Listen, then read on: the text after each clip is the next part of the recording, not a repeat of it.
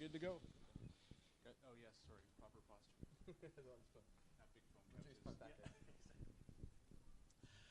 Good evening. My name is Rob Kemp from Showem FM. Welcome to the Astral Broadcasting headquarters in downtown Montreal and the Showem live studio for this exclusive Canadian radio interview with Muse. Hello. Radio people in the audience. Very cool. Stunned silent. They've released 6 studio albums, 3 live albums dating back to 1999. They have won a collection of music awards, including 5 MTV Europe Awards, 6 Q Awards, 8 MME Awards, 2 Brit Awards, an MTV, VMA, an AMA, and a Grammy for Best Album. Please welcome from England, Matt Bellamy and Dominic Howard from Muse, once again. I feel like a boxing match or something. Hello. Let's get ready to rumble. Hi, guys. Thanks, first of all, for stopping by here today. Good. Thanks for having us. Yeah, it's great to be here. Great city. Beautiful city. Well, I was telling you guys earlier, I apologize for the weather. Normally this time of year in Montreal, it's much warmer. There's a lot more sundresses around town. Not by me, but there's, it's not necessarily jacket weather. So. Well, it's been a nice day. It's gorgeous out there. Yeah, it's been nice. lovely and sunny, even though, I walked all the way around the old port and everything, the old town. Place to be in Montreal, yeah. I had a coffee on some Amherst place that was really nice.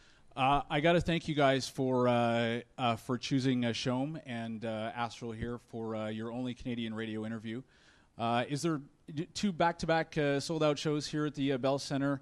You stuck around to do your day off here in Montreal. Is there a connection with you guys in Montreal, an affinity for the city in particular? We've always had great concerts here. We noticed that the crowd here seemed to pick up probably faster than anywhere else even anywhere in North America, I'd say.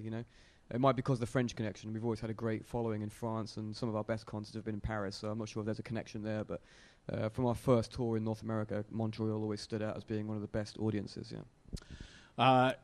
For those of you watching, you'll note that Chris is not here.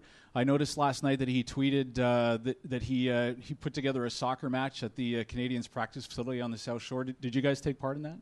No. I don't know whether he's still out there doing that now, but he tends to do that. He sets up, soccer games and twitters out, saying come down, so a bunch of fans come down and play with him. And but he normally organises things with the pros in whatever city we're in, So, yeah. Well, it's too bad that the Habs are on the road tonight, our ice hockey team, because they could use a little ass kicking before the playoffs. So maybe Chris could have whipped them into shape. So. He probably could, yeah. I wanted to talk to you guys. Football is popular here in Montreal. Obviously, we have the Montreal Impact, so it's it's nice that he's able to do that. Speaking of Twitter, I noticed that Matt, you were tweeting on your way to the Brit Awards. Yeah. Were those live tweets, or did you sort of take the pictures and then tweet when you got there? That Matt was tweeting that he took the tube to the Brit Awards to avoid traffic. Well, yeah, the traffic was insane, so I just thought tube would be the quickest way to get there. What it was, these TV shows, what was it, Brits? Yeah, it's like these shows where you have loads of hours of waiting around, it's like 2 o'clock, and I thought, I'm not playing till 8 or something. And everyone was saying, well, it's going to take 2 hours to get back into the city, 2 hours to get out, so I just went back on the tube. I wanted to see Bing was playing the drums. I wanted to get back and... What kind of pandemonium does it create if people spot you guys on the tube riding around in London, or do you guys? I mean, It's actually you cool. guys I don't really bumped take the tube every day walking around London, do you? If you're going long distances, it's the best way to get around because the traffic's just like there is. You just know getting around by car anymore in London. It's just like the road system was designed for like horses. You know what I mean? Like, it's like way out of date. So, tube works.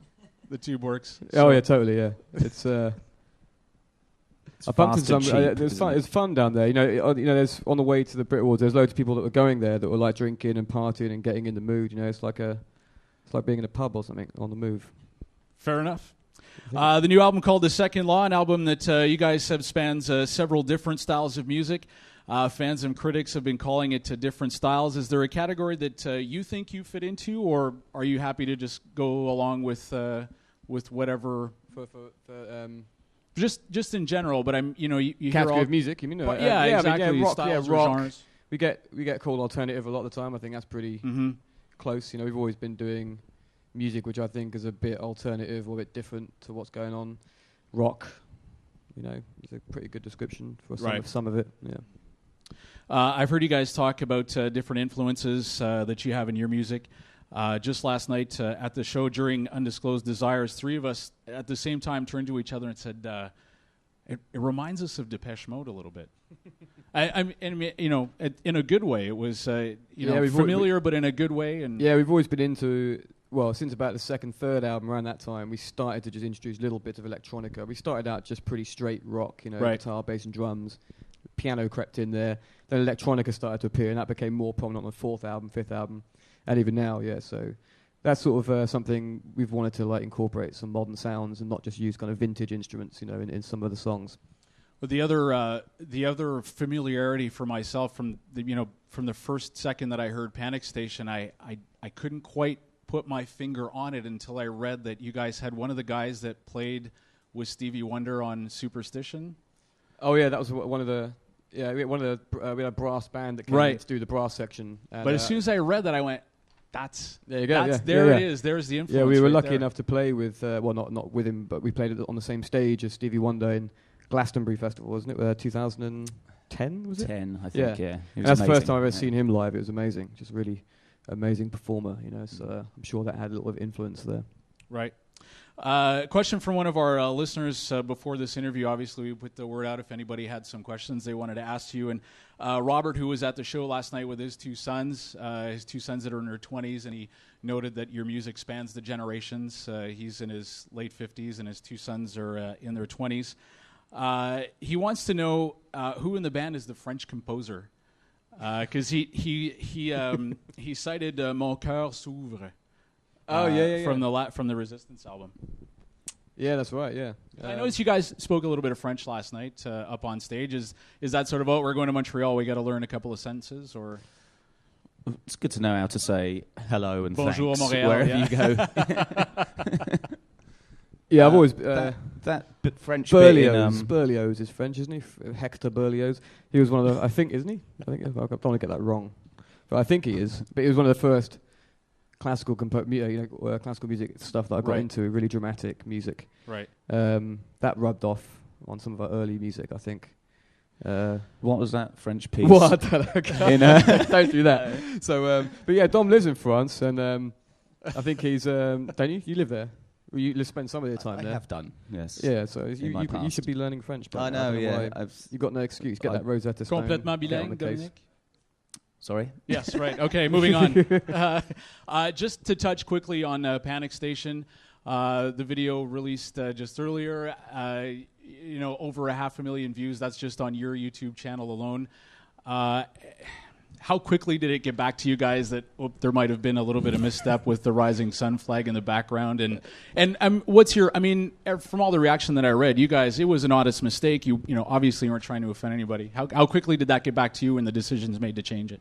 Yeah, it happened straight away. We worked with a good friend of ours called Tim, who directed it, and he was with us in Japan. We just kind of threw together this sort of simple concept. I was just wandering. We're pretending to be basically Japanese pop stars for the day, dressing up in silly costumes and wandering around the streets of Shibuya, getting into this sort of whole costume play. We found this robot bar thing, and we just filmed the whole thing, put it together.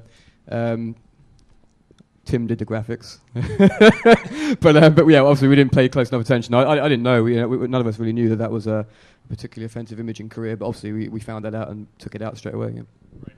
Well, I mean, it's an image that it's everywhere. It's not something that you would imagine immediately think. I of thought it was on sure. Karate Kid's. I thought Karate Kid had exactly. it on his thing, but anyway. Not quite. As with the previous album, the three of you produced the Second Law. It seems in an age where everybody's clamoring to find that big superstar producer, you guys chose to produce it yourself. Why that decision? Well, we decided to produce The Resistance by ourselves because we built our own studio in Italy, and we thought we might as well just get on with it ourselves. I think between the three of us, we kind of understand the technicalities of how to record pretty well, and we've certainly learned so much over the years doing the first 5 albums. So we just thought it would be a great challenge, and we just thought we'd jump into it and do it. If we really wanted to really record and make the album sound exactly the way we want it, we might as well do it ourselves. So we decided to do that again this time around. But it's fun producing. It's great. We have a good time doing it. Do you think that bands that go out and hire external producers that don't put I don't want to say inferior material but aren't doing their best work, should they be doing it on their own? Or is it just a particular skill set that you guys have or have learned to? No, I think we're open to working with producers again. I think we just felt that we wanted to learn about that side of it ourselves. All the engineering side and the technical side, and I think because we wanted to push the band outside some of the sounds that we've become very familiar with on previous albums. So we felt like maybe doing that on our own would be the easiest way. Because often when you're working with a producer, they try and guide you towards something they want, But in the future, I'm sure we would work with a producer again. But just these last 2 albums, we felt like it would be good to control things ourselves for a bit. Is there a wish list of producers? If you guys could sort of pick any producer off the tree that you would want to work with? Or go back to a producer you've worked with in the past? I don't know, really. Who's out there? I haven't really been following what's going on out there. We've always had a great time with Rich Costi. We made 2 albums with him in the past. He's very good. There's some of these new contemporary producers that are good. Is that guy called Sia or something? I think he's good.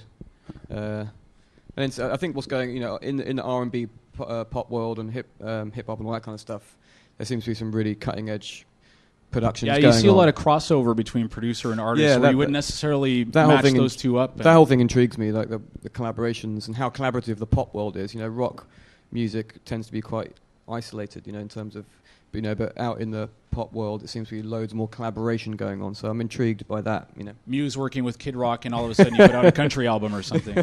Well, no, that wouldn't be. It's not going to happen. But nice suggestion, though. It's an incredible live show. The lights, the TV screens, the giant pyramid. Matt, I think I read somewhere where you said after Resistance that you guys thought you would write material that would be more suitable for a smaller venue. That was not a small venue show that I saw last night. Yeah, that didn't happen quite yet. I mean, at some point, I feel like we should go back to a more organic stripped-back sound, kind of how we began. The kind of music we're into now is so different that I think if we did go back to a more stripped-down style, it would naturally be very different to what we did in the beginning. But we still haven't really got round to doing that. I'm still finding a lot of fun exploring, orchestral music and electronic music. Mm-hmm. But at some point, I'm sure we will go back to a more stripped down sound at some point. But so I'm there's sure no when. club Maybe tour. The next album. There's no club tour in the near future for Well, Muse. I mean, you never know. We did a little gig in London in this lovely venue called the Shepherd's Bush Empire, which was we did like a thing there, charity gig, and we had a great time. It was nice to be in, literally touching distance to everyone, and you could hear what everyone was saying.